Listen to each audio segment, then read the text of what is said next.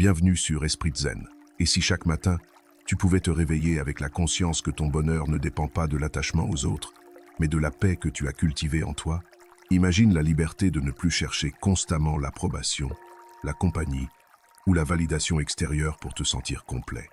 Le Bouddha a enseigné que la véritable libération naît lorsque tu comprends que rien d'extérieur ne peut t'apporter ce que toi seul peux cultiver. Un esprit en paix, un cœur compatissant et une conscience éveillée. Il ne s'agit pas de rejeter les autres, mais d'apprendre à marcher sur ton chemin sans avoir besoin qu'il soit approuvé par autrui. Aujourd'hui, je veux te montrer comment atteindre cette indépendance intérieure et en faire ta plus grande force. Ce n'est pas le monde qui changera pour t'apporter la paix, mais toi qui changeras ta relation avec lui pour la trouver en toutes circonstances. Avant de commencer, va dans les commentaires et écris « Aujourd'hui, je cultive la paix en moi-même ». En faisant cela, tu t'engages à construire une vie épanouie, sans dépendre de l'attachement aux autres. Écris-le maintenant et commençons.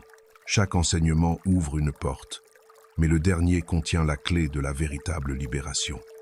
Veux-tu savoir lequel? Avant de plonger, si tu trouves de la valeur dans ce contenu, je t'encourage à t'abonner et à activer les notifications pour rester informé des dernières nouveautés.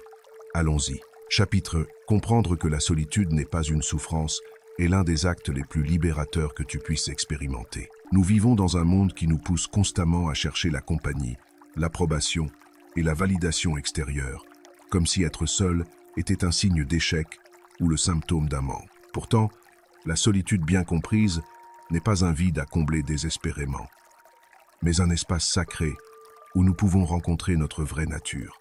Le Bouddha l'a enseigné.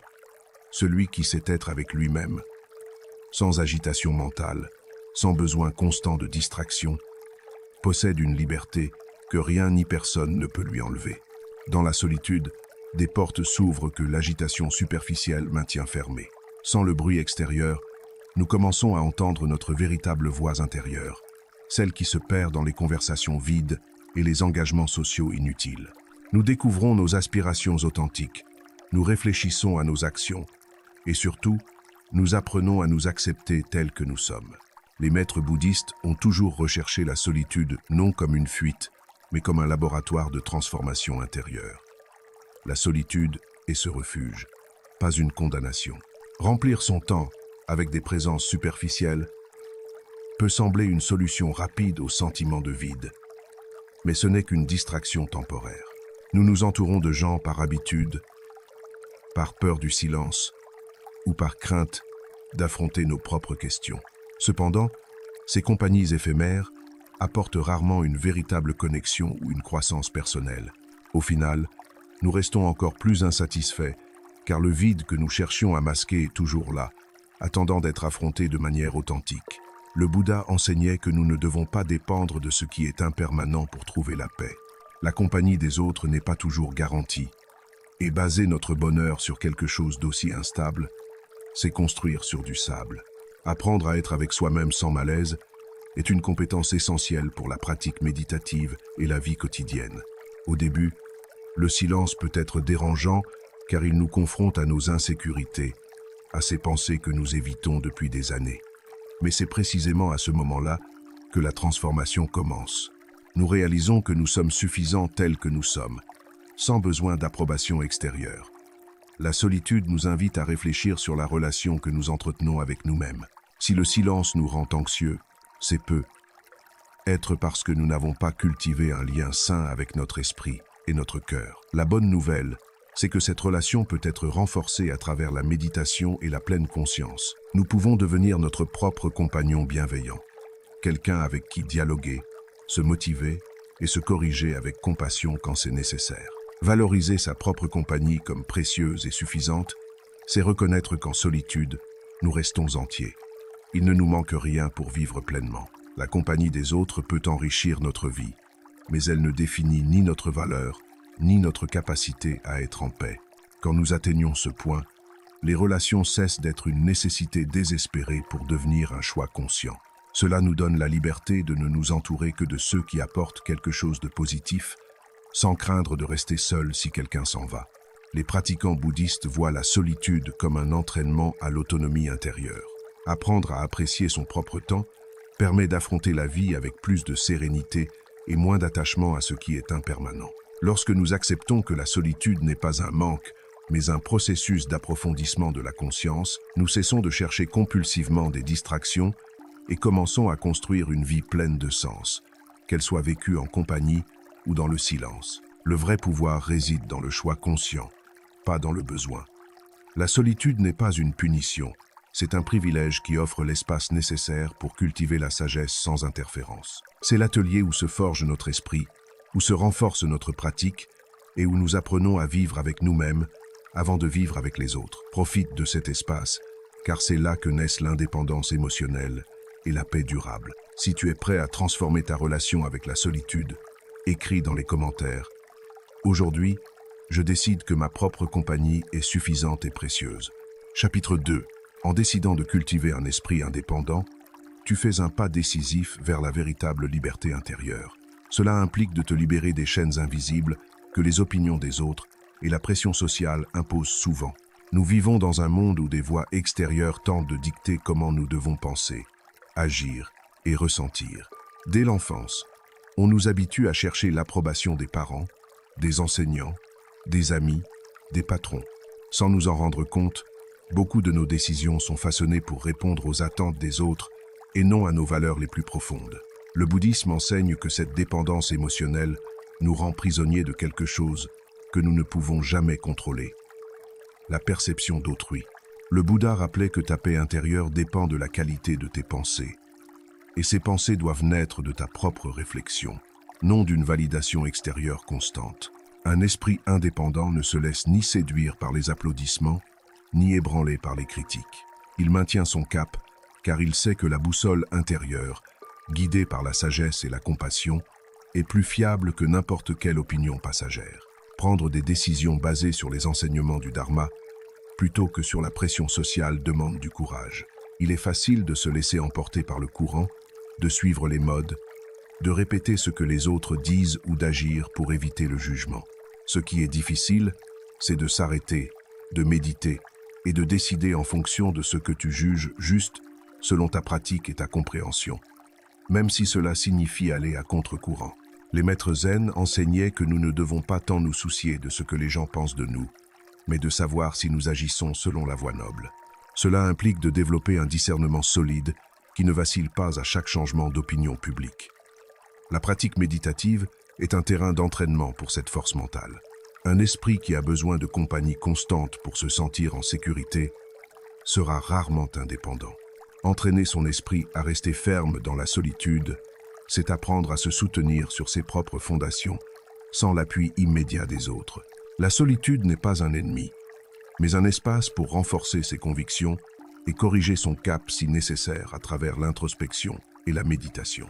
Devenir son propre guide intérieur est l'étape finale de ce chemin.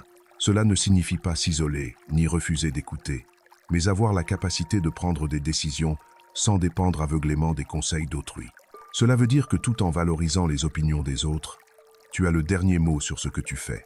Un esprit indépendant sait chercher conseil quand c'est nécessaire, mais ne s'effondre pas s'il ne le reçoit pas.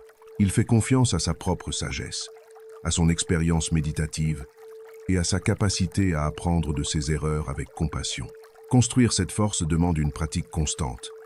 Commence par questionner chaque décision importante. Est-ce que je fais cela parce que je le crois juste selon ma compréhension du Dharma ou parce que je crains ce que les autres penseront? Apprends à reconnaître quand une action découle de tes valeurs bouddhistes et quand elle n'est qu'une réponse automatique à la pression sociale. Avec le temps, tu verras que beaucoup de tes luttes internes viennent de vouloir plaire à tout le monde, ce qui est impossible et contraire à la nature de l'existence.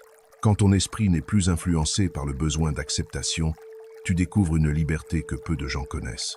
Tu ne ressens plus l'urgence de prouver quoi que ce soit, car tu sais que ta valeur ne dépend ni des applaudissements ni des jugements. C'est le cœur de la pratique bouddhiste. La véritable liberté n'est pas de faire ce que tu veux, mais de ne pas être esclave de l'opinion des autres. Cultiver un esprit indépendant est un acte de respect envers toi-même, un refuge intérieur où tu peux retourner quand le monde devient chaotique, un lieu où tes principes sont ta guidance et ta paix est intouchable. Celui qui y parvient vit non seulement avec plus de tranquillité, mais avec plus de pouvoir pour influencer positivement son entourage. Car ses actions ne dépendent pas des courants du moment, mais d'une direction claire guidée par la sagesse. Le chemin n'est pas facile, mais chaque pas vers l'indépendance mentale est un pas vers la véritable libération. Si tu es décidé à ce que ton esprit t'appartienne et non au monde, écris dans les commentaires. Aujourd'hui, je décide d'être maître de mes pensées et de mon destin. Chapitre 3. Trouver un sens en toi est un voyage qui transforme non seulement ce que tu fais, mais qui tu es au plus profond de toi. Nous vivons entourés de voix qui nous disent ce que nous devrions vouloir, à qui nous devrions plaire et quel chemin suivre pour nous sentir réalisés. Pourtant, le sens authentique ne naît pas des attentes des autres, mais de ce qui résonne avec ta vraie nature de Bouddha. Les pratiquants bouddhistes comprennent que dépendre de facteurs extérieurs pour trouver un sens est une entreprise risquée, car tout ce qui est extérieur est impermanent et peut changer ou disparaître. Le Bouddha insistait sur le fait que nous devons ancrer notre vie dans ce qui est sous notre contrôle, notre esprit, nos actions, notre pratique. Et ton sens, s'il est authentique, doit toujours être un choix conscient et personnel. Définir ce qui te motive au-delà des relations ou de la compagnie signifie faire une pause pour t'observer sans masque, avec pleine conscience. Demande-toi, quelles activités te font perdre la notion du temps en état de flow? Quelle cause éveille ton engagement sans que personne ne te le demande? Quel chemin t'accompagne même dans le silence de la méditation? Beaucoup de gens se trompent en pensant que leur sens est lié aux autres. Et bien que les liens humains puissent t'inspirer et te motiver, ils ne devraient pas être la base de ce qui te pousse. Si tu construis ton sens sur quelqu'un d'autre, tu risques de t'effondrer le jour où cette personne n'est plus là. Ton énergie est l'une de tes ressources les plus précieuses. Et la concentrer sur des objectifs personnels alignés avec le Dharma te donne une direction et une force. Quand tu sais clairement ce que tu veux accomplir sur ta voie spirituelle, chaque action, chaque jour, chaque décision devient un pas vers quelque chose de plus grand. Les maîtres zen disaient qu'une vie sans but est comme une barque sans gouvernail. Elle peut avancer, mais à la merci de n'importe quel courant. Il ne suffit pas de désirer un changement. Il faut tracer un chemin, s'y engager et résister à la tentation de se laisser distraire par des illusions passagères. Développer des passions et des compétences qui t'épanouissent, c'est investir dans une richesse intérieure que personne ne peut enlever. Cela peut être la méditation, l'enseignement du Dharma, la pratique de la compassion, l'étude des sutras, la création artistique inspirée par la pleine conscience ou toute autre activité qui te fait sentir vivant et aligné avec ta nature profonde. L'important est qu'en la pratiquant, tu sentes que tu grandis spirituellement et que tu te rapproches de l'éveil. Les enseignements bouddhistes rappellent que la vie, si elle est bien utilisée, est assez longue pour atteindre la libération. Bien l'utiliser signifie la remplir d'actions qui servent ton but spirituel, plutôt que de la gaspiller dans ce qui ne laisse aucune trace karmique positive. Faire de ta vie un projet spirituel qui ne dépend pas des autres est un acte d'indépendance émotionnelle et mentale. Cela ne signifie pas vivre isolé ou rejeter le soutien de la Sangha, mais garantir que ton sens de la direction ne s'effondre pas en l'absence de compagnie ou face à la désapprobation extérieure. La véritable liberté surgit quand tu peux regarder ta vie et dire « Ceci, je l'ai construit avec ma pratique, mon esprit et mon cœur, sans attachement qui m'oblige à être quelqu'un que je ne suis pas. » Les pratiquants bouddhistes savent que le sens intérieur est ce qui donne de la stabilité au milieu des tempêtes de l'existence. Quand ta motivation vient de toi et de ta compréhension du Dharma, les obstacles deviennent des opportunités d'apprentissage qui te renforcent et non des excuses pour abandonner. Le sens agit comme une lampe dans l'obscurité. Même si le brouillard ou les difficultés obscurcissent ta vision, tu sais vers où continuer. Et le plus puissant, c'est que lorsque tu vis selon ton sens spirituel, la solitude cesse d'être une menace pour devenir un allié. Le silence devient un espace de méditation et de réflexion profonde. Tu ne crains plus d'être seul, car tu comprends que ta source de motivation est en toi et dans ta pratique. Cela ne t'empêche pas de partager ton chemin avec d'autres pratiquants, mais tu ne dépends pas de leur présence pour avancer sur ta voie. Le sens intérieur te donne de la résilience, de la clarté et de la paix. Tu n'as pas besoin de le prouver avec de grands discours. Il se manifeste dans la cohérence de tes actes, dans ta capacité à te relever après chaque chute avec compassion, et dans ta décision de ne pas abandonner ce qui compte vraiment pour ton évolution spirituelle. Si tu veux que ta vie ait du sens, arrête de le chercher à l'extérieur et commence à le cultiver de l'intérieur à travers ta pratique. Quand tu l'auras trouvé, aucune perte, critique ou absence ne pourra te l'enlever. Si tu es prêt à vivre avec un sens que personne ne peut briser, écris dans les commentaires. Aujourd'hui, je choisis que ma vie a une direction et un sens qui viennent de l'intérieur. Chapitre 4. Considérer le silence comme un allié. C'est comprendre que dans un monde saturé de bruit et de distractions, la véritable clarté se trouve dans les moments de calme méditatif. Nous vivons entourés de stimuli, conversations incessantes, notifications, opinions des autres, musique de fond, nouvelles interminables. Sans nous en rendre compte, nous nous habituons à ce que le bruit soit la norme et le silence, quelque chose d'inconfortable ou d'étrange. Pourtant, pour les pratiquants bouddhistes, le silence n'était pas un vide à craindre, mais un espace nécessaire pour cultiver la pleine conscience, renforcer la pratique méditative et se reconnecter à l'essentiel. Le silence est un maître qui t'enseigne à observer clairement la nature de ton esprit. Car en éliminant le bruit extérieur, tu réduis aussi le bruit mental. Les pensées parasites, les comparaisons et les urgences perdent leur force quand il n'y a pas une invasion constante de stimuli.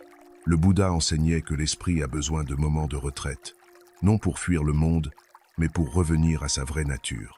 Dans ce silence, les pensées deviennent plus claires et les émotions cessent d'être un torrent incontrôlable. La pratique de la méditation silencieuse, que ce soit Vipassana ou Zazen, est au cœur de cette compréhension. Utiliser le calme pour réfléchir à ton chemin spirituel est un exercice de sagesse que peu pratiquent.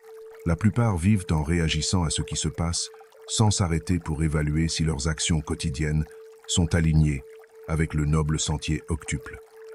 Le silence offre cette pause que le bruit nous vole. Dans ces minutes sans interruption, tu peux revoir tes actions, réévaluer tes intentions et reconnaître si tu t'éloignes de ce qui compte vraiment dans ta pratique. Les maîtres zen conseillaient d'examiner avant d'agir si ce que nous faisons contribue à notre libération. Cette réflexion nécessite du silence, car la hâte et le tumulte sont les ennemis de l'introspection méditative. Réduire le bruit extérieur pour écouter ta sagesse intérieure est l'une des pratiques les plus puissantes pour approfondir ta compréhension du Dharma. Plus tu laisses les opinions et les attentes des autres occuper ton esprit, plus il est difficile d'entendre ce que ta vraie nature te révèle. Le silence agit comme un filtre, écartant le superficiel pour laisser place à l'essentiel. C'est dans le calme que tu peux reconnaître tes véritables aspirations spirituelles et affronter honnêtement tes attachements les plus profonds. Les enseignements bouddhistes disent que rien n'est aussi bénéfique que la méditation silencieuse, et ces moments nécessitent un environnement où l'attention n'est pas fragmentée. Apprendre à apprécier les moments sans distraction n'est pas seulement une question de discipline, mais d'amour-propre et de respect pour ta pratique. Cela signifie réserver du temps pour méditer sans ressentir le besoin de remplir chaque seconde avec une activité ou une compagnie. Cela peut être une marche méditative sans téléphone, contempler la nature avec pleine conscience, ou simplement s'asseoir en zazen et observer sa respiration. Au début, l'esprit agité cherchera quelque chose pour s'occuper. Mais si tu persistes dans ta pratique, tu découvriras que le silence a une richesse que le bruit ne pourra jamais offrir. C'est un espace de repos véritable pour l'esprit, où les tensions s'apaisent et où la sagesse peut émerger naturellement. Le silence n'est pas de l'isolement, mais un outil pour reprendre le contrôle de ton esprit à travers la méditation. Il te permet de répondre plutôt que de réagir, de choisir plutôt que d'agir par habitude karmique. Dans un monde qui valorise la rapidité et la surexposition, cultiver l'habitude de chercher le silence est un acte de rébellion consciente contre les forces de distraction. Les moines bouddhistes ne cherchaient pas le bruit pour se sentir vivants. Ils cherchaient la clarté pour mieux vivre en accord avec la nature de la réalité. Et cette clarté naît quand tu peux rester immobile en méditation et observer, non pas le monde extérieur, mais la nature de ton propre esprit. Faire du silence un allié signifie que même au milieu du chaos, tu as un refuge sûr où retourner, ton esprit en paix grâce à la pratique méditative. Quand tu apprends à habiter cet espace intérieur, le bruit extérieur perd son pouvoir de t'affecter. Tu peux marcher dans l'agitation sans que ta paix soit perturbée. car tu sais qu'en toi existe un lieu intouchable, cultivé par la méditation. Si tu veux vraiment renforcer ta pratique et vivre avec plus de clarté, écris dans les commentaires. Aujourd'hui, je choisis le silence comme mon refuge et ma force. Chapitre 5. Construire ta stabilité intérieure, c'est comprendre que le véritable équilibre ne dépend pas de la présence constante des autres, mais de ta capacité à rester ancré dans ta pratique, même lorsque les circonstances ne sont pas favorables. Nous vivons à une époque où beaucoup mesurent leur stabilité émotionnelle par la quantité de soutien extérieur qu'ils reçoivent. Bien que la compagnie de la sangha soit précieuse, elle ne peut pas être la base de ta paix intérieure. Le Bouddha enseignait que dépendre de l'extérieur pour rester calme est un piège, car tout ce qui est externe est impermanent et peut disparaître sans préavis, comme l'enseigne la loi de l'Anicca. Les enseignements rappellent que la véritable force réside dans la pratique intérieure, et cette force doit être cultivée chaque jour à travers la méditation et la pleine conscience. Ne pas laisser l'absence des autres affaiblir ton équanimité signifie accepter qu'il y aura des moments où tu devras marcher seul sur ta voie spirituelle. C'est dans ces instants que tu découvres la profondeur de ta pratique, que tu testes ta capacité à te soutenir avec tes propres ressources spirituelles.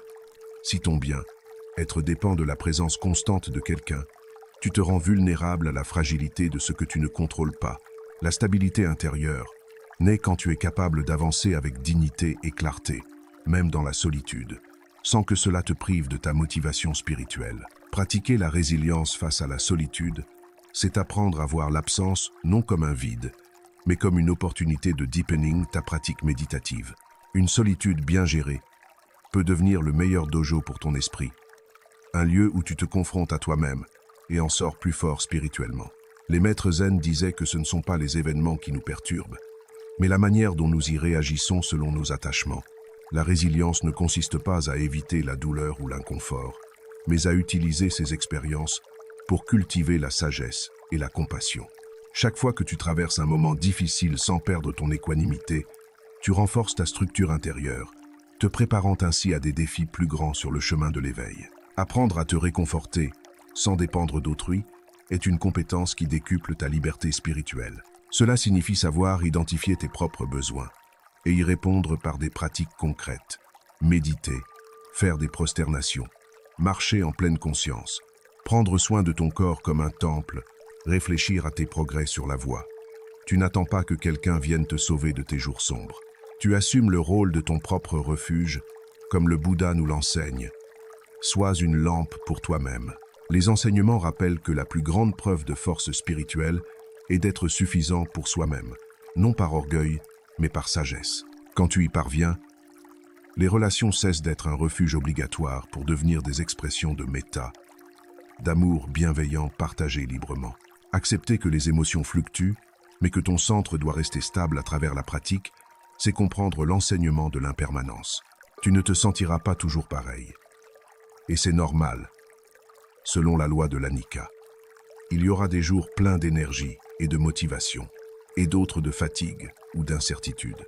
Cependant, ton essence, tes valeurs spirituelles et ta direction sur la voie noble ne devraient pas vaciller à chaque changement émotionnel. Le centre, c'est cette partie de toi qui reste témoin des expériences sans s'y identifier, qui sait observer la tempête passer sans perdre de vue le cap vers l'éveil. Le Bouddha enseignait que nous devons être comme la montagne contre laquelle les vents soufflent, ferme, inébranlable, consciente que les conditions changeront toujours, mais que notre pratique ne peut être détruite par ce qui est impermanent. La stabilité intérieure se construit avec constance, pas en un seul jour. Elle est le résultat de nombreuses petites décisions dans ta pratique quotidienne. Ne pas réagir impulsivement selon les cléchasses, ne pas abandonner au premier obstacle, ne pas chercher à l'extérieur ce qui ne peut être trouvé qu'à travers la méditation et la sagesse intérieure. Au final, cette stabilité devient ton bouclier face au samsara. Elle ne te rend pas insensible, mais te donne la capacité d'affronter n'importe quelle situation avec compassion et équanimité, sans te perdre dans le processus. Si tu veux cesser d'être vulnérable à l'impermanence et commencer à vivre avec une véritable stabilité ancrée dans le Dharma, écris dans les commentaires. Aujourd'hui, je décide de construire une stabilité intérieure que rien ni personne ne pourra détruire. Chapitre 6. Cesser d'idéaliser la compagnie constante est un pas vers une liberté émotionnelle que peu osent explorer sur le chemin bouddhiste. Nous vivons dans une culture qui nous bombarde de l'idée qu'être toujours entouré de gens est synonyme de succès et de bonheur. Pourtant, le besoin permanent d'autrui peut être une illusion, un voile de Maya qui nous maintient prisonniers de l'attachement et nous éloigne de l'autonomie spirituelle. Les enseignements bouddhistes nous rappellent que ce que nous devons le plus cultiver est notre pratique intérieure. Et la compagnie, aussi précieuse soit-elle dans la sangha, n'est pas toujours disponible. Baser notre bien, être sur quelque chose d'aussi impermanent, c'est construire sur un terrain fragile, ignorant la loi fondamentale de l'anicca. Comprendre que les relations ont aussi besoin d'espace est un acte de maturité spirituelle. Aucun lien, aussi solide soit-il, ne peut perdurer sainement sans moment d'indépendance. Une proximité constante, si elle n'est pas équilibrée, peut créer de l'attachement malsain, autant qu'une distance extrême peut créer de l'aversion. L'espace permet aux relations de respirer, à chaque personne de préserver son autonomie sur sa voie et rend le temps passé ensemble plus précieux et conscient. Le Bouddha rappelait que nous devons profiter des êtres chers sans nous y attacher désespérément, car l'attachement obsessionnel est la racine de la souffrance, du dukkha. Éviter de confondre solitude et abandon est essentiel pour garder un esprit serein dans ta pratique. La solitude peut être choisie consciemment et elle offre une opportunité de croissance spirituelle et de méditation profonde. L'abandon, en revanche, est une rupture imposée, non désirée. La différence réside dans la manière dont nous la percevons et la gérons à travers notre compréhension du dharma. Les maîtres conseillaient de ne jamais se sentir vraiment seuls tant que nous avons refuge dans les trois joyaux: le Bouddha, le dharma et la sangha. Quand nous comprenons cela profondément, nous cessons de craindre les moments où personne n'est à nos côtés, car nous savons qu'ils n'équivalent pas à être oubliés, mais sont des opportunités de pratique intensive. Apprendre à voir la compagnie comme un complément et non comme une nécessité est l'une des leçons les plus libératrices que tu puisses intégrer dans ta pratique bouddhiste. La présence des autres enrichit la vie, mais elle ne la définit pas et ne devrait pas être source d'attachement. Si tu ne te sens épanoui qu'en étant accompagné, ta stabilité dépendra toujours de quelque chose d'externe et d'impermanent. Quand ton bien, être naît de ta pratique intérieure, la compagnie cesse d'être un sauvetage pour devenir une expression de méta que tu peux apprécier sans crainte de la perdre, car tu comprends la nature transitoire de toute chose. Les enseignements bouddhistes nous rappellent que la véritable force consiste à se suffire à soi-même spirituellement, et que l'interaction avec les autres doit résulter d'un choix conscient, non d'un besoin né de l'attachement. Se libérer de l'idéalisation de la compagnie constante ne signifie pas fermer son cœur aux relations, mais comprendre que tu ne peux pas t'appuyer sur elles pour maintenir ta paix intérieure. Cela signifie que tu peux marcher seul sur ta voie quand c'est nécessaire, sans que cela te cause d'angoisse. Que tu peux être dans le silence méditatif, sans ressentir de vide existentiel. Que tu peux regarder ton emploi du temps sans plans sociaux et tout de même sentir que ta vie spirituelle est riche et significative. Dans ce changement de perspective bouddhiste, le temps passé avec les autres devient plus authentique, car il ne s'agit pas de combler des manques nés de l'ignorance, mais de partager des moments de qualité, de cultiver ensemble la compassion et la sagesse. Tout comme un champ a besoin de jachère pour prospérer, les relations s'épanouissent aussi quand il y a de l'espace pour que chacun cultive sa propre voie spirituelle individuellement. Le bouddhisme nous invite à trouver en nous-mêmes, à travers la méditation et la compréhension du dharma, la source de satisfaction et de force pour que ce qui vient de l'extérieur soit toujours un bonus et non une condition pour la paix intérieure. Quand tu cesses d'idéaliser la compagnie constante, tu arrêtes d'exiger des autres qu'ils comblent des vides que toi seul peux travailler à travers ta pratique spirituelle. Tu gagnes en liberté, en clarté et en connexion plus profonde avec ta vraie nature. Ainsi, chaque fois que quelqu'un marche à tes côtés sur la voie, ce ne sera pas parce que tu as besoin de sa présence par attachement, mais parce que vous choisissez tous deux de cultiver ensemble la compassion et la sagesse. Si tu es prêt à te libérer de la dépendance émotionnelle et à profiter de la compagnie depuis la liberté spirituelle, écris dans les commentaires. Aujourd'hui, je choisis que ma paix ne dépende pas de la présence constante des autres. Chapitre 7. Quand tu décides d'investir du temps dans ton développement spirituel, tu fais l'un des choix les plus précieux de ta vie sur le chemin de l'éveil. Car tout ce que tu cultives en toi, à travers la pratique du Dharma, devient une richesse karmique que personne ne peut enlever, même à travers les cycles de renaissance. Nous vivons à une époque où les distractions abondent et où le temps semble nous glisser entre les doigts comme du sable.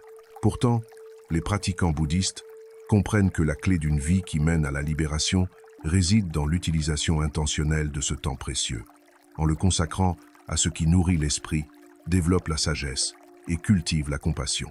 Étudier les sutras, pratiquer la méditation et acquérir la compréhension du Dharma n'est pas un luxe réservé aux moines, mais une responsabilité si tu veux garder ton esprit éveillé et en constante évolution spirituelle. Le Bouddha lui-même, bien qu'éveillé, continuait à enseigner et à approfondir sa compréhension, car il savait que la sagesse est le carburant de la libération. Chaque sutra que tu étudies, chaque enseignement que tu intègres est un outil supplémentaire pour affronter les défis du samsara avec clarté et compassion. Il ne s'agit pas d'accumuler des connaissances intellectuelles de manière superficielle, mais d'intégrer les enseignements dans ta pratique quotidienne et dans tes actions. Développer des compétences qui renforcent ton autonomie spirituelle est une autre pierre angulaire du développement personnel sur la voie bouddhiste. L'indépendance n'est pas seulement émotionnelle, elle est aussi pratique et spirituelle. Apprendre à méditer profondément, à cultiver la pleine conscience dans chaque action, à pratiquer la compassion authentique ou à comprendre la nature de la réalité sont des aptitudes qui te permettent de progresser sur la voie avec moins de dépendance et plus de confiance en ta pratique. Les maîtres zen rappelaient que nous ne pouvons pas contrôler les phénomènes externes impermanents, mais nous pouvons nous préparer à y répondre avec sagesse et équanimité. Et pour cela, nous avons besoin de cultiver notre pratique quotidiennement. S'entourer d'enseignements du Dharma plutôt que de distractions mondaines est un choix conscient qui fait la différence entre stagner dans l'ignorance et progresser vers l'éveil. Aujourd'hui, les distractions sont plus accessibles que jamais. Réseaux sociaux, divertissements vides, conversations sans profondeur. Elles ne sont pas nécessairement mauvaises en soi, mais si elles occupent la majeure partie de ton temps au détriment de ta pratique, elles limitent ta capacité à avancer sur la voie de la libération. Les enseignements mettent en garde contre le danger de gaspiller le temps précieux d'une existence humaine dans des activités qui n'apportent rien à ton évolution spirituelle, nous rappelant que la vie humaine est rare et précieuse. Fais de chaque jour une opportunité pour approfondir ta pratique, non pas comme une pression constante, mais comme une attitude de vie alignée avec le noble sentier octuple. Cela ne signifie pas que tu doives accomplir de grands progrès spirituels chaque jour, mais que tu t'assures qu'à la fin de la journée, tu sois un peu plus éveillé qu'au réveil. Cela peut être méditer quelques minutes de plus, étudier un passage d'un sutra, pratiquer la compassion envers un être difficile, ou mieux observer tes pensées et intentions. Les progrès soutenus ne sont pas toujours visibles à court terme, mais ils s'accumulent comme des mérites, et une année de petites pratiques quotidiennes peut transformer complètement ton esprit et ton karma. Les bouddhistes ne voient pas le développement spirituel comme un objectif temporaire, mais comme l'œuvre de multiples existences. Ils comprennent que la vie est un entraînement constant vers l'éveil et que le véritable échec n'est pas de trébucher sur la voie, mais de cesser de pratiquer et d'apprendre. Investir du temps dans ta pratique n'est pas un acte égoïste, mais une manière d'honorer cette précieuse existence humaine. Une personne qui cultive la sagesse, qui étudie le Dharma, qui renforce sa pratique méditative, est aussi mieux placée pour aider tous les êtres sensibles sur le chemin de la libération. Si tu fais de ta vie un laboratoire de transformation spirituelle, chaque expérience, même la plus difficile, devient une matière d'enseignement sur l'impermanence et la nature de la souffrance. Les défaites se transforment en leçons sur le détachement, les victoires en motivation pour approfondir la pratique, et les défis en opportunité de cultiver l'équanimité. Ton développement spirituel ne doit pas dépendre d'un moment parfait ou de conditions idéales, car celle-ci arrive rarement dans le samsara. Il doit être une pratique quotidienne, un investissement constant dans ta libération qui, avec le temps, te permettra de vivre avec plus de clarté, de compassion et de sagesse. Si tu veux vraiment honorer ton potentiel d'éveil et avancer sans t'arrêter sur la voie, écris dans les commentaires. Aujourd'hui, j'investis mon temps pour cultiver la sagesse et devenir un être éveillé. Chapitre 8. Apprendre à apprécier les activités en solitaire est un cadeau que tu t'offres à toi-même et qui renforce ton autonomie spirituelle. Dans une société qui associe constamment le plaisir et la joie à la présence des autres, oser trouver de la satisfaction et de la paix dans ta propre compagnie est un acte de libération de l'attachement. Les pratiquants bouddhistes comprennent que celui qui sait être bien avec lui-même, à travers la méditation, est immunisé contre la souffrance de la solitude forcée car il a cultivé en lui un monde intérieur assez riche pour ne pas avoir besoin que d'autres le remplissent. Marcher en pleine conscience et apprécier ton environnement est l'une des façons les plus simples et efficaces de pratiquer la méditation en mouvement. La marche méditative, ou kina, libère ton esprit de l'inertie et le contact conscient avec la nature te rappelle l'interconnexion de tous les êtres et l'impermanence de toute chose. Le Bouddha lui-même trouvait dans ses marches méditatives un espace pour approfondir sa compréhension de la nature de la réalité et observer avec équanimité ce qui l'entourait. Marcher sans hâte, en prêtant attention à chaque pas avec pleine conscience, est aussi un entraînement fondamental à la présence, au vivre dans l'instant présent. Voyager seul en pèlerinage ou simplement explorer sans dépendre de compagnons, même pour des destinations proches, est une expérience qui renforce ton autonomie spirituelle et élargit ta perspective sur la nature de l'existence. Quand tu décides de découvrir un lieu seul avec pleine conscience, tu apprends à prendre des décisions en accord avec ta pratique, à t'organiser selon tes besoins méditatifs et à savourer l'instant sans attendre la validation ou l'approbation d'un autre. Les maîtres zen rappelaient que la véritable liberté consiste à ne pas dépendre de ce qui est impermanent et au-delà de notre contrôle, et les plans avec autrui comportent toujours une part d'incertitude selon la loi de l'anicca. Un voyage en solitaire, qu'il soit physique ou intérieur à travers la méditation profonde, te permet de faire exactement ce que ta pratique requiert, quand elle le requiert, sans compromis dicté par les attachements. Cela procure une sensation de liberté et de plénitude difficile à égaler. Pratiquer des activités méditatives qui ne nécessitent pas de compagnie est un autre pilier de cette autonomie spirituelle. Méditer, pratiquer le yoga, étudier les sutras, faire de la calligraphie zen, cultiver un jardin avec pleine conscience ou toute autre pratique que tu peux faire seul, devient un refuge spirituel créatif et profond. Ces pratiques t'apprennent à valoriser chaque instant comme une opportunité d'éveil et à apprécier le processus sans avoir besoin de le partager constamment sur les réseaux sociaux. Les enseignements nous rappellent que l'esprit a besoin de moments de retraite méditative pour se régénérer et approfondir sa compréhension, et les pratiques en solitaire sont cette pause réparatrice qui nourrit ton âme et aiguise ta conscience. Découvrir le plaisir de pratiquer pour toi-même, sans témoin ni applaudissements, et peut être la partie la plus profonde de cet apprentissage sur le chemin bouddhiste. Cela signifie comprendre que tu mérites d'investir de l'énergie dans ton bien. Être spirituel est ta pratique du dharma sans culpabilité ni justification. Quand tu t'offres du temps pour méditer, que tu crées ton espace de pratique, que tu organises ta journée autour de tes sessions de méditation, ou que tu consacres du temps à l'étude des enseignements, tu n'es pas égoïste. Tu renforces ta connexion avec ta nature de Bouddha, la relation spirituelle la plus importante, celle que tu as avec ton potentiel d'éveil. Les enseignements bouddhistes nous rappellent que pour mieux servir tous les êtres sensibles avec compassion, il faut d'abord cultiver sa propre sagesse et sa propre paix intérieure. Apprécier les activités en solitaire ne signifie pas rejeter la sangha ou vivre isolé comme un ermite, mais retirer à la présence des autres son caractère de condition indispensable à ta pratique et à ton bonheur. Quand tu apprends à passer du temps de qualité avec toi-même en méditation et en pleine conscience, les relations changent naturellement. Tu ne cherches plus la compagnie par peur du vide existentiel, mais par un désir sincère de cultiver ensemble la compassion et la sagesse. Cela rend tes liens plus sains et équilibrés, car tu ne fais pas peser sur eux la responsabilité de combler tes espaces intérieurs qui ne peuvent être remplis que par ta propre pratique. Dans un monde moderne, rempli de demandes et de distractions constantes qui nous éloignent du moment présent, la capacité à pratiquer seul est perçue comme rare ou même suspecte, mais c'est précisément là que réside sa valeur spirituelle profonde. Celui qui peut apprécier sa propre compagnie en méditation possède une liberté intérieure qui le protège de l'attachement et de la peur de la solitude. En apprenant à savourer les moments en solitaire de pratique intensive, Tu gagnes non seulement du temps de qualité pour approfondir ta compréhension du Dharma, mais aussi une force spirituelle qui t'accompagne dans toutes les circonstances du samsara. Si tu veux commencer à cultiver cette indépendance spirituelle et découvrir la richesse de ta propre nature de Bouddha, écris dans les commentaires. Aujourd'hui, je choisis de savourer ma solitude comme un espace de pratique et de croissance spirituelle. Chapitre 9.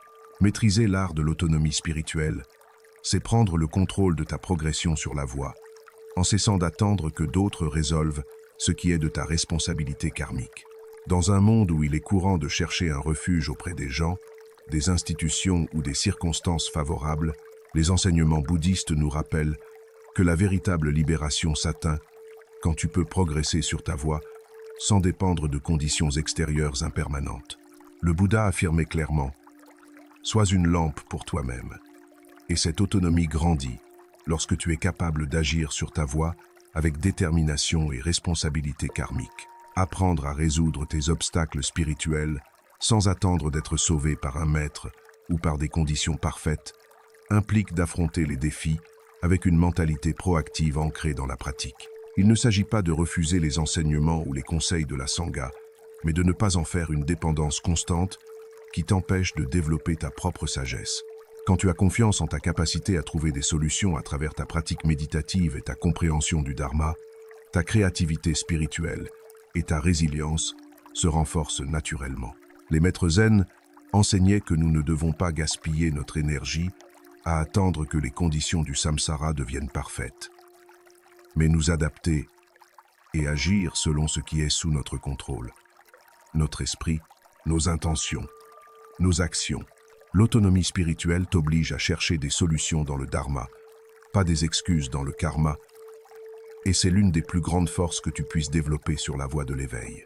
Gérer ton temps et ton énergie spirituelle efficacement est un autre pilier fondamental de la pratique bouddhiste. Tu ne peux pas te considérer autonome spirituellement si tu gaspilles ton temps précieux d'existence humaine ou vis dans l'improvisation constante concernant ta pratique. Le temps est limité dans cette vie, et l'énergie, aussi abondante soit-elle, peut s'épuiser si elle n'est pas cultivée consciemment. Les enseignements mettent en garde contre le fait que ce n'est pas le manque de temps qui nous limite sur la voie, mais l'usage que nous en faisons selon nos priorités. Une gestion consciente de tes heures de pratique, de ton énergie méditative et de ta discipline, est une forme d'entraînement spirituel qui te libère de la dépendance aux conditions extérieures et te donne le pouvoir d'agir avec prévoyance sur ta voie. Assumer la responsabilité de tes actions et de leurs conséquences karmiques signifie accepter pleinement la loi du karma. Chaque action entraîne un résultat, et ces résultats t'appartiennent pour le meilleur ou pour le pire, à travers toutes tes existences. Au lieu de chercher des coupables externes ou des excuses dans ton karma passé, l'autonomie spirituelle t'invite à voir chaque conséquence comme une opportunité d'apprentissage profond sur la nature de cause à effet. Si ta pratique progresse, reconnaître tes efforts et cultiver la joie spirituelle. Si tu rencontres des obstacles, corriger ta pratique avec compassion envers toi-même, sans tomber dans l'autoflagellation, qui n'est qu'une autre forme d'ego. Cette attitude profondément bouddhiste transforme même les erreurs et les échecs spirituels en investissement pour ta croissance vers l'éveil. Trouver de la satisfaction dans ta capacité à progresser sur la voie par toi-même est la plus grande récompense de ce chemin spirituel. Il n'y a pas de fierté plus légitime que de savoir que tu peux affronter les défis du samsara avec ta propre pratique, sans sentir que ta stabilité spirituelle dépend constamment d'un maître ou d'une sangha. Cette satisfaction n'est pas de l'arrogance spirituelle, mais une confiance réelle en ta pratique, en ta compréhension du dharma et en ton potentiel d'éveil. Elle te donne la liberté de choisir des enseignants, des sanghas ou des pratiques non par nécessité désespérée, mais par affinité spirituelle sincère et désir d'approfondir. L'autonomie spirituelle ne signifie pas l'isolement monastique obligatoire ou le rejet de la sangha. Elle signifie que tu peux pratiquer en communauté, apprendre d'un maître ou apprécier la compagnie d'autres pratiquants sans que ton bien, être spirituel, en dépende de manière attachée. C'est un équilibre où ton centre de gravité est dans ta propre pratique et tout ce qui vient de l'extérieur s'ajoute sans définir ton chemin vers la libération. Les pratiquants bouddhistes comprennent que l'autonomie spirituelle est aussi une protection contre les faux maîtres et les enseignements déviants. Si le monde spirituel change, Si les enseignants s'égarent, si les circonstances de la sangha deviennent adverses, tu disposes toujours de l'essentiel pour avancer, ta propre pratique méditative et ta compréhension du dharma. Maîtriser cet art exige une discipline quotidienne inspirée des préceptes bouddhistes. Méditer régulièrement, étudier les sutras consciemment, prendre soin de ta santé comme d'un temple, organiser tes priorités spirituelles, tenir tes engagements de pratique et apprendre constamment pour élargir ta compréhension du dharma. Chaque acte d'indépendance spirituelle renforce ton caractère et te rappelle que tu es capable de progresser sur la voie par ta propre pratique sincère. Avec le temps, cette force devient une paix stable qui ne vacille pas face aux changements impermanents du monde extérieur. Si tu veux vraiment cesser d'attendre que d'autres prennent la responsabilité de ta libération et commencer à diriger ta vie spirituelle avec assurance ancrée dans le dharma, écris dans les commentaires « Aujourd'hui, je décide d'être l'architecte de mon propre chemin vers l'éveil ». Chapitre 10. Prendre conscience de la valeur du temps, c'est comprendre que la ressource la plus précieuse que tu possèdes dans cette existence humaine n'est ni l'argent, ni le statut social, ni les opportunités mondaines, mais les heures et les minutes qui composent cette vie rare et précieuse. Une fois passées, elles ne reviennent pas dans cette existence, et ce que tu fais d'elles détermine la qualité de ton présent et ton karma futur. Les enseignements bouddhistes, particulièrement sur l'impermanence, nous rappellent constamment que ce n'est pas que nous ayons peu de temps, mais que nous en gaspillons énormément dans des activités qui ne contribuent ni à notre libération, ni au bien, être de tous les êtres sensibles. Quand tu acceptes profondément cette vérité de l'impermanence, tu commences à regarder ton emploi du temps autrement, comprenant que chaque instant doit être aligné sur ce qui compte vraiment, ta pratique spirituelle et la cultivation de la sagesse et de la compassion. Ne gaspille pas ton temps précieux dans des relations toxiques qui ne nourrissent ni ton esprit ni ton cœur avec des qualités positives. La compagnie que tu choisis influence profondément ton énergie spirituelle et ta clarté mentale. Si tu laisses des personnes négatives, attachées aux poisons mentaux ou sans aspiration spirituelle accaparer ton temps, tu ne perds pas seulement des heures précieuses de cette existence humaine, mais aussi ta motivation sur la voie de l'éveil.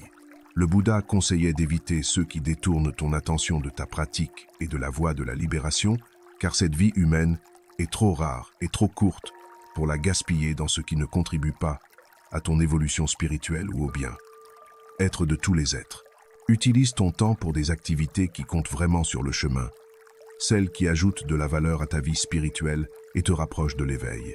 Cela peut être approfondir ta pratique méditative, étudier les sutras, prendre soin de ta santé physique et mentale, travailler sur un projet qui aide les autres, cultiver la compassion envers tous les êtres ou nourrir ta sagesse à travers l'étude du dharma. Chaque minute investie dans ce qui te fait grandir spirituellement multiplie sa valeur karmique, car elle produit des résultats qui vont bien au-delà du moment présent et peuvent influencer tes futures existences. Le temps utilisé, avec intention consciente alignée sur le noble sentier octuple, devient un progrès tangible vers la libération et un bien, être durable pour toi et tous les êtres. Apprends à dire non aux engagements mondains qui ne servent pas ta pratique spirituelle, même si cela semble inconfortable au début ou si cela déplaît à certains. La capacité à refuser ce qui ne correspond pas à tes priorités spirituelles est une preuve de discipline et de respect envers cette précieuse existence humaine. Les pratiquants bouddhistes savent qu'il ne s'agit pas de plaire à tout le monde dans le samsara, mais d'agir en cohérence avec les enseignements du dharma et la voie de la libération. Dire non aux distractions mondaines n'est pas de l'égoïsme spirituel. C'est protéger ton temps pour ce qui compte vraiment, ta pratique et le bien, être de tous les êtres, évitant qu'ils se diluent dans des activités insignifiantes ou des obligations imposées par l'ignorance collective. Rappelle-toi que chaque moment investi dans ta pratique spirituelle est un investissement dans ta paix présente et ta libération future, et cette paix ancrée dans le dharma est le fondement sur lequel tu construis toute ta vie sur la voie. La pratique spirituelle n'est pas un luxe pour les jours de retraite. C'est une nécessité quotidienne pour maintenir ton équilibre physique, mental et émotionnel et progresser vers l'éveil. Les maîtres enseignaient que ce qui est vraiment sous notre contrôle, c'est la manière dont nous utilisons nos pensées et nos actions dans chaque instant précieux. Cela inclut décider consciemment à quoi et à qui nous consacrons notre temps limité dans cette existence. Quand tu fais de ta pratique spirituelle une priorité absolue, tu découvres avec clarté que beaucoup de choses que tu considérais urgentes dans le monde mondain ne le sont pas du tout du point de vue de l'éveil, et la vie devient plus légère, plus spacieuse et infiniment plus significative. Être conscient de la valeur du temps à travers la lentille du Dharma, c'est aussi être pleinement présent dans ce que tu fais, pratiquant la pleine conscience à chaque instant. Il ne suffit pas d'éliminer les distractions mondaines de ton emploi du temps. Il faut vivre pleinement les moments que tu as choisi de consacrer à ta pratique spirituelle avec une attention totale et une conscience éveillée. La hâte constante et la dispersion mentale sont des façons silencieuses de gaspiller le temps précieux de cette existence humaine, car elles t'empêchent de savourer et de tirer pleinement parti de ta pratique et de ce qui est devant toi dans l'instant présent.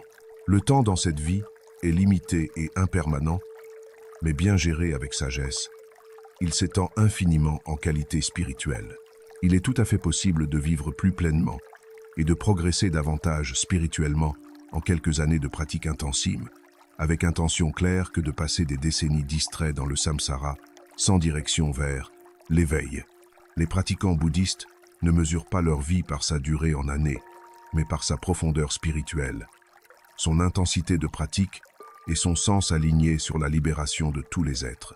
Chaque jour qui passe dans cette précieuse existence humaine, sans que tu aies avancé dans ce qui compte vraiment sur la voie, est un jour qui ne reviendra jamais dans cette vie. Alors, décide consciemment et avec pleine conscience comment tu utiliseras les prochaines heures précieuses, à quelle pratique tu les consacreras et dans quelle direction spirituelle tu les investiras. Fais-le avec la même attention vigilante qu'un pratiquant porte à chaque instant de méditation, car le temps est le seul capital spirituel qui, une fois perdu dans les distractions du samsara, ne peut jamais être récupéré dans cette existence. Si tu es prêt à protéger et honorer ton temps comme le trésor impermanent et précieux qu'il est vraiment, écris dans les commentaires. Aujourd'hui, je choisis d'investir mon temps dans ma pratique spirituelle et dans ce qui mène à la libération. Chapitre 11. Quand tu décides de transformer ton dialogue intérieur, tu modifies la relation la plus constante et influente de ta vie spirituelle, celle que tu entretiens avec ta propre conscience. Les mots et les pensées que tu utilises dans ton esprit ont le pouvoir de te propulser vers l'éveil ou de t'enfoncer dans le doute et le découragement spirituel. Les pratiquants bouddhistes savent que l'esprit est le champ le plus important à cultiver sur la voie et que les graines mentales que nous y plantons façonnent nos émotions, nos actions et notre karma futur. Te parler avec bienveillance et encouragement compatissant est le premier pas pour cultiver ce terrain fertile de la conscience. Il ne s'agit pas de t'inonder de compliments vides nés de l'ego, mais de reconnaître avec honnêteté tes efforts sur la voie, valoriser tes progrès spirituels même modestes et te rappeler avec compassion que chaque défi est une opportunité de cultiver la sagesse et la patience. Le Bouddha lui-même encourageait ses disciples, non pas comme un juge sévère qui punit, mais comme un ami spirituel bienveillant qui guide avec compassion. Ce même traitement juste et encourageant empreint de méta est celui que tu dois appliquer à tes propres pensées et à ton dialogue intérieur. Remplacer les pensées de manque par la gratitude est un exercice fondamental qui change profondément ta perspective sur l'existence. Quand l'esprit se focalise constamment sur ce qui manque, il se nourrit d'insatisfaction, de dukkha, la souffrance inhérente au désir insatisfait. Quand il se concentre avec pleine conscience sur ce que tu as déjà reçu, il grandit en contentement, en mudita, la joie altruiste. La gratitude dans le bouddhisme ne signifie pas le contentement complaisant qui empêche la croissance, mais reconnaître les bases karmiques favorables sur lesquelles tu peux construire ta pratique. Les enseignements conseillent de cultiver la reconnaissance même pour les difficultés et les obstacles, car ils sont nos plus grands maîtres sur la voie et entraînent notre caractère spirituel comme rien d'autre ne peut le faire. Chaque fois que tu détectes une pensée mentale de manque comme « je n'ai pas assez de temps pour méditer » ou « je ne peux pas atteindre l'éveil », remplace-la consciemment par une pensée de gratitude. Je suis reconnaissant pour le temps de pratique que j'ai et je cultive patiemment la sagesse jour après jour. Avec le temps et la pratique constante, ce changement de langage intérieur devient une habitude mentale saine qui renforce considérablement ta résilience spirituelle. Éviter les autocritiques destructives imprégnées d'aversion envers soi-même est absolument essentiel pour garder un esprit clair et concentré sur la voie. Te critiquer durement et sans compassion pour chaque erreur de pratique ne te rend pas plus discipliné spirituellement. Au contraire, cela affaiblit ta motivation et crée des obstacles mentaux supplémentaires. L'auto-exigence raisonnable est précieuse quand elle pousse à l'amélioration de ta pratique, mais elle devient nuisible quand elle mine ton estime et crée de l'aversion envers toi-même, qui est un poison mental. Les enseignements bouddhistes nous rappellent que de même que nous cultivons la compassion envers tous les êtres sensibles, nous devons également cultiver cette même compassion envers nous-mêmes sur la voie imparfaite. Une erreur dans ta pratique est une opportunité d'apprentissage sur l'imperfection inhérente au samsara, pas une condamnation spirituelle à perpétuité. Apprends de tes erreurs avec équanimité, corrige ton cap sur la voie avec détermination et avance avec une motivation renouvelée et intacte.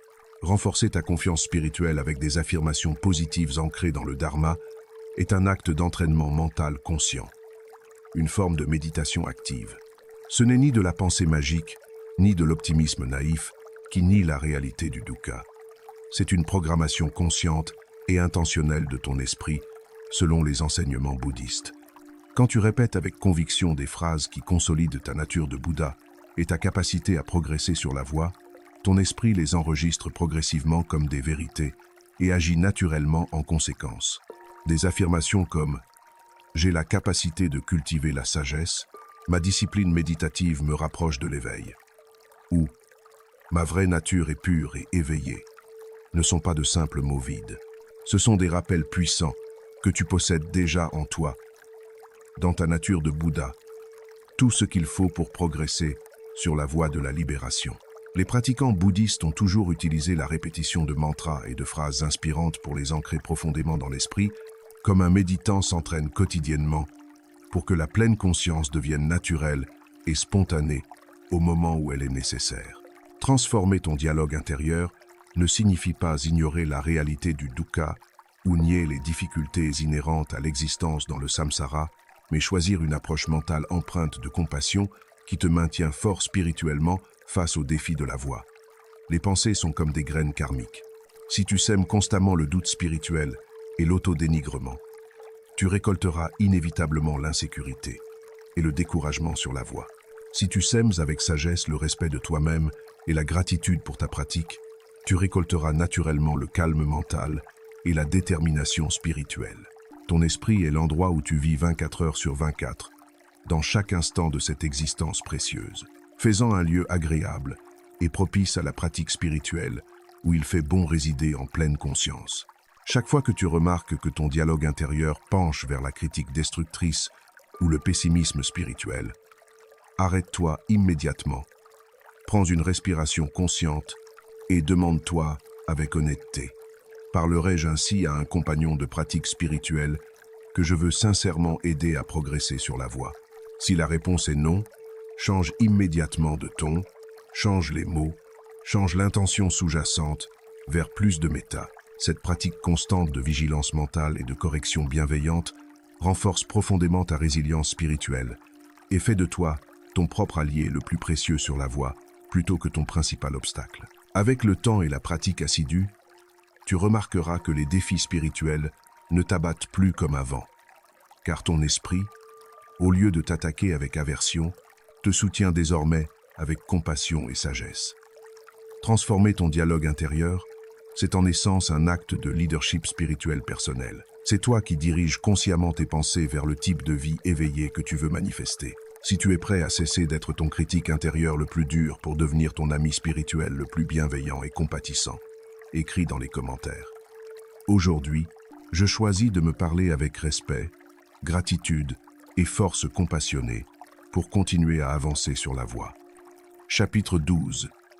Quand tu comprends profondément que le véritable bonheur naît de l'intérieur à travers ta pratique spirituelle, tu acceptes qu'aucune circonstance extérieure, aussi favorable soit-elle dans le monde impermanent, ne peut t'assurer une paix durable si à l'intérieur il y a du vide, de l'ignorance ou du désordre mental. Les pratiquants bouddhistes savent depuis toujours que le bonheur authentique n'est pas un cadeau du destin ou du karma favorable, mais le fruit naturel d'une cultivation de l'esprit et du cœur avec discipline, clarté méditative et gratitude profonde.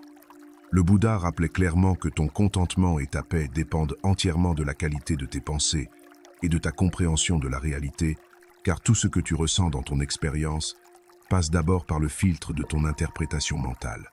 Ne cherche jamais ton bonheur dans les circonstances extérieures impermanentes du samsara, car elles sont par nature toujours sujettes aux changements constants selon la loi de l'anicca. Les richesses matérielles peuvent se perdre du jour au lendemain, les gens peuvent partir ou mourir, la santé peut fluctuer et décliner. Et si ta joie et ta paix dépendent de la permanence illusoire de tout cela, tu vivras dans une incertitude et une anxiété constante, prisonnier de l'attachement et de la peur de la perte. Les enseignements bouddhistes nous montrent que le vrai pouvoir et la vraie liberté résident dans le fait d'accepter pleinement que les choses se produisent selon leur nature impermanente, car cela te libère de la frustration épuisante de vouloir contrôler ce qui t'échappe fondamentalement. Le bonheur qui naît de ta pratique intérieure n'a besoin d'aucun scénario parfait ou de conditions idéales pour exister. Il se maintient naturellement même au milieu des tempêtes du samsara, parce qu'il est ancré dans ta compréhension profonde du dharma et ta pratique méditative constante. Reconnaître que tu es suffisant tel que tu es avec ta nature de Bouddha intacte est une étape absolument essentielle sur le chemin spirituel. Cela ne signifie en aucun cas que tu ne dois pas aspirer à t'améliorer spirituellement ou à cultiver davantage de sagesse et de compassion, mais que ta valeur fondamentale en tant qu'être n'est jamais en question et n'a jamais besoin d'être prouvée. Beaucoup de pratiquants passent des années entières, parfois des vies entières, à essayer de prouver leur valeur spirituelle à travers des accomplissements, des titres monastiques, des réalisations méditatives ou la reconnaissance d'autrui, oubliant complètement que la source véritable de la sécurité spirituelle réside dans l'acceptation profonde de ta propre nature de Bouddha déjà parfaite. Les enseignements nous rappellent que celui qui se méprise lui-même ou rejette sa propre nature ne sera jamais vraiment libre spirituellement, car il dépendra éternellement de l'approbation et de la validation extérieure pour se sentir digne de l'éveil. Quand tu acceptes pleinement et sans condition que tu es suffisant avec ta nature de Bouddha, tes actions sur la voie spirituelle naissent naturellement du désir sincère d'apporter la sagesse et la compassion au monde, non de combler un vide intérieur imaginaire né de l'ignorance. La paix intérieure ancrée dans le Dharma est ta plus grande richesse spirituelle, infiniment plus précieuse que tous les accomplissements mondains, et elle ne se construit absolument pas en accumulant des possessions matérielles, des expériences exotiques ou des relations nombreuses, mais en apprenant progressivement à lâcher prise sur tout ce qui vole ta sérénité naturelle. Nous vivons complètement entourés de stimuli qui tentent constamment de nous convaincre que le bonheur se trouve dans la prochaine acquisition matérielle, la prochaine relation amoureuse ou le prochain objectif mondain atteint. Mais la véritable abondance spirituelle, l'unique qui soit réellement satisfaisante et durable, réside dans le sentiment profond que même sans rien d'autre que ton moment présent vécu en pleine conscience, tu peux être en paix complète, tu peux être heureux sans condition. Cette paix s'obtient naturellement en alignant constamment tes actions sur tes valeurs spirituelles guidées par le noble sentier octuple, en évitant les conflits intérieurs inutiles nés de l'ego et en apprenant patiemment à distinguer ce qui mérite vraiment ton énergie précieuse de ce qui la gaspille dans des poursuites futiles du samsara. Vis chaque jour comme une opportunité précieuse et unique d'être pleinement épanoui dans ta pratique spirituelle sans dépendre de personne d'autre pour ta paix intérieure. Cela ne signifie absolument pas rejeter l'amour, la compassion ou les relations significatives avec d'autres êtres, mais ne jamais les rendre responsables de ton bien, être spirituel fondamental, qui ne peut venir que de ta propre pratique du Dharma. Quand ton bonheur authentique dépend de ta connexion à ta nature de Bouddha, plutôt que de la présence ou de l'approbation des autres, tu abandonnes tout pouvoir illusoire que tu leur avais donné sur ta paix. En revanche, quand ta plénitude naît naturellement de ta pratique méditative et de ta compréhension du Dharma, toute relation devient un merveilleux complément qui enrichit ta vie spirituelle, non un sauvetage désespéré ou une nécessité dont tu dépends. Les pratiquants bouddhistes voient la vie comme une série de jours précieux et impermanents qui nous sont offerts. Et chaque jour représente une chance unique et irremplaçable d'agir avec vertu selon les préceptes, de savourer avec gratitude les choses simples de l'existence. et de progresser patiemment vers une version plus sage, plus compatissante de toi-même. Comprendre profondément que le bonheur est un état intérieur cultivé te libère complètement de l'épuisement spirituel de courir sans cesse après ce que tu crois illusoirement qui te rendra enfin heureux dans le futur. Au lieu d'attendre passivement un moment parfait hypothétique pour être heureux, choisis consciemment de ressentir la gratitude et la paix maintenant, immédiatement, dans ce moment présent, avec exactement ce que tu as et qui tu es en ce moment même. Cela ne signifie absolument pas se contenter paresseusement de conditions insatisfaisantes ou renoncer à tout progrès spirituel, mais vivre à partir d'un équilibre intérieur profond qui ne s'effondre pas dramatiquement à chaque petit changement de circonstances extérieures impermanentes. C'est cette force intérieure ancrée dans le Dharma qui te permet de sourire authentiquement même les jours gris et difficiles et de garder ton esprit et ton moral ferme et stable quand d'autres autour de toi s'effondrent dans la panique et le désespoir. Le véritable bonheur spirituel ne se construit absolument pas avec de grands gestes spirituels occasionnels ou des retraites méditatives spectaculaires, mais avec des habitudes quotidiennes simples et constantes qui renforcent progressivement ton centre spirituel. Prendre soin régulièrement de ton esprit à travers la méditation quotidienne, te parler avec respect et compassion dans ton dialogue intérieur, agir avec intégrité selon les préceptes bouddhistes et cultiver patiemment ce qui te fait te sentir véritablement vivant et aligné avec ta nature profonde. Quand ces pratiques deviennent ta base solide et inébranlable, ce qui vient de l'extérieur peut certainement t'enrichir et t'inspirer, mais rien ne devient jamais indispensable à ta paix fondamentale. Si tu veux sincèrement commencer dès aujourd'hui à construire ce bonheur authentique de l'intérieur à travers ta pratique du Dharma et ne plus jamais dépendre de ce que tu ne contrôles pas dans le monde impermanent, écris dans les commentaires. Aujourd'hui, je choisis d'être la source de mon propre bonheur et de vivre en paix profonde avec moi-même. Si tu es arrivé jusqu'ici dans cette vidéo, écris dans les commentaires. Aujourd'hui, je cultive la paix en moi-même. Je n'ai pas besoin de validation extérieure pour vivre pleinement ma voie spirituelle. Je t'invite chaleureusement à t'abonner à Esprit Zen, à activer les notifications pour ne manquer aucun enseignement, et à commenter pour que ce contenu spirituel soit reconnu comme utile pour tous les pratiquants. Cela nous motive profondément à continuer à créer du contenu similaire, inspiré par le Dharma à l'avenir. Je te suggère également de jeter un œil aux 2 dernières vidéos que nous recommandons sur notre chaîne. Merci sincèrement et du fond du cœur pour ton temps précieux, ta présence et ton soutien sur cette voie.